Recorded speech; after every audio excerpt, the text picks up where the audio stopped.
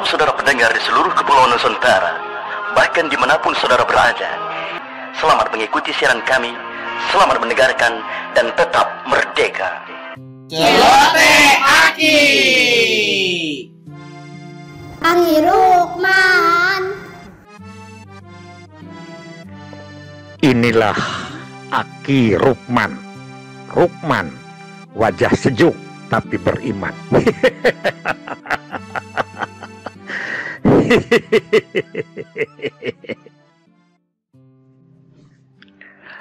Assalamualaikum warahmatullahi wabarakatuh.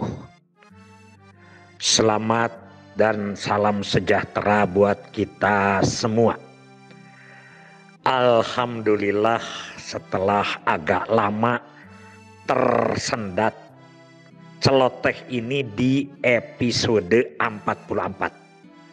Sekarang kita memasuki episode ke-45. 45 atau 45 gitu.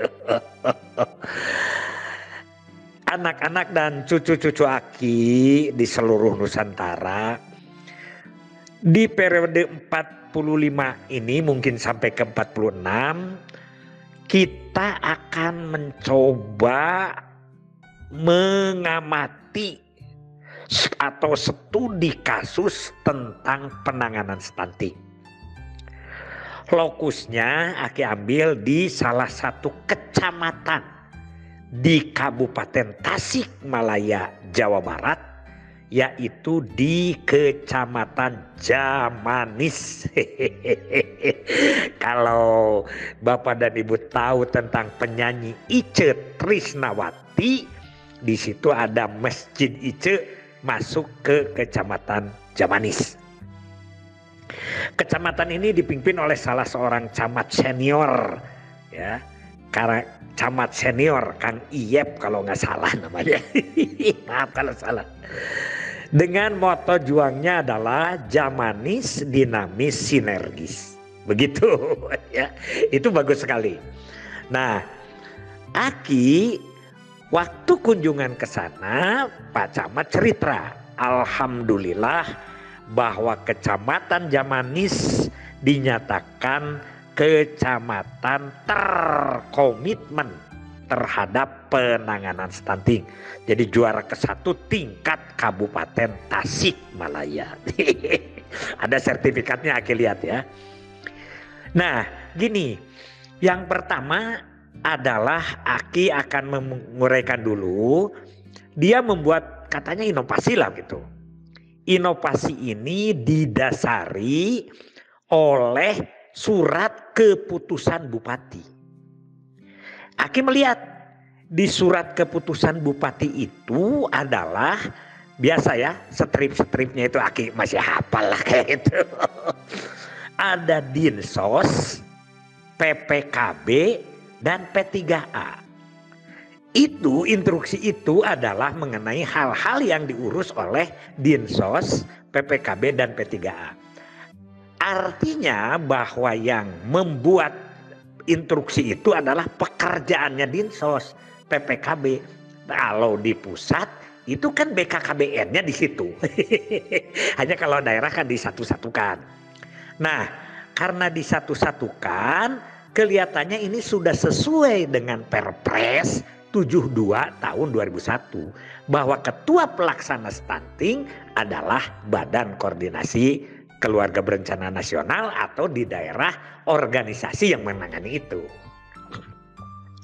Namun sayang, ketika sampai ke kecamatan, Pak Camat membuat organisasi dan lain sebagainya, nanti diuraikan. Ini dikaji dulu.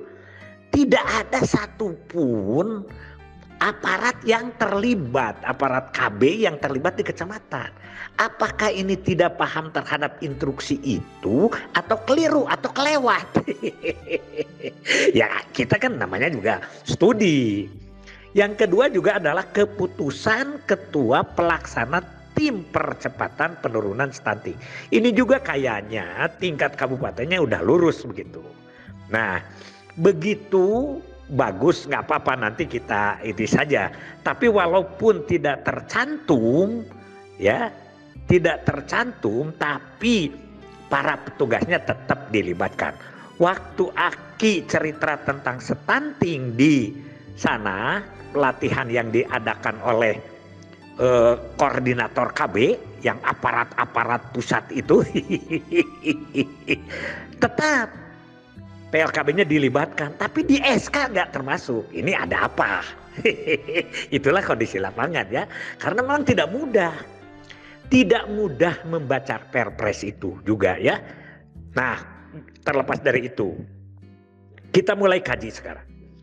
Yang pertama, Kecamatan Jamanis ini terdiri dari 8 desa.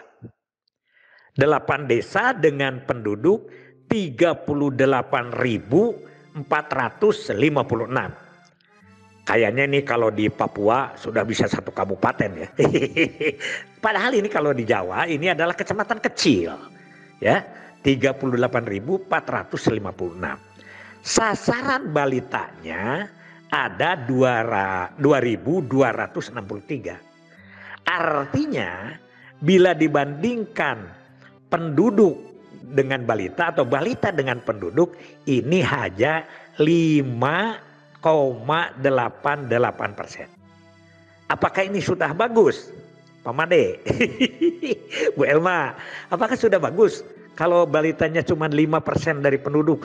Kalau dulu kan kita bisa-bisa 16% ya. 15% balita dari penduduk itu tahun 70. Masa begitu aja? Kalau menurut Aki ini cukup berhasil bidang KB-nya, karena balitanya selama 5 tahun ini hanya ada 5,88%. Usaha utama dia masih mengandalkan tentang posyandu. Jumlah posyandunya ada 60 di situ. Jadi yang ditulis cuma itu aja. Belum sampai menyangkut bagaimana TPK, tim pendamping keluarga dan lain sebagainya. Coba kita kaji aja terus ya. Jumlah stunting pada bulan Agustus 2021 ini ya, kalau tidak salah begitu ya, ini 554. Banyak ya. Banyak, ini 24,48%. Ini pada bulan Agustus tahun 2021. Kemudian dievaluasi pada Februari 2022. Ternyata Pak Pristi nyata ini turun 41 menjadi 513. 513 ini adalah 22,88%. Turunnya adalah 1,6%. Waduh, weleh. 1 tahun baru turun 1,6%. Ya, sedangkan kita harus menurunkan 14% itu pada tahun 2024. Gimana Pak Camat? Oh, semangat terus Pak Camatnya. Nah, dari penurunan ini juga terjadi berbeda antara desa. Misalnya di desa Condong itu naik dari 77 ke 81. Desa Sindang Jaya itu turun dari 97 ke 65. Desa Tanjung Mekar dari 30 ke 41 naik. Desa Karangresik itu dari 60 ke 70 naik. Desa Gresik dari 58 ke 72 malah itu naik. Namun desa Karangmulya dari 136 yang stunting pada bulan Januarinya itu turun menjadi 114 ya, bulan Februari. Jadi ada yang turun, ada yang naik, namun secara total itu adalah turun 1,6%. Ini sudah teman-teman. Nah, itu yang kira-kira menjadikan kita bagaimana pola-pola pengadilan ini. Saking itunya Pak Camat ini ya, di situ membentuk Pokja, kelompok kerja dengan judul upayanya atau inovasinya yang disebut dengan geprak stunting. Geprak stunting. Nah, itu yang dilakukan oleh Pak Camat Yep. Ya.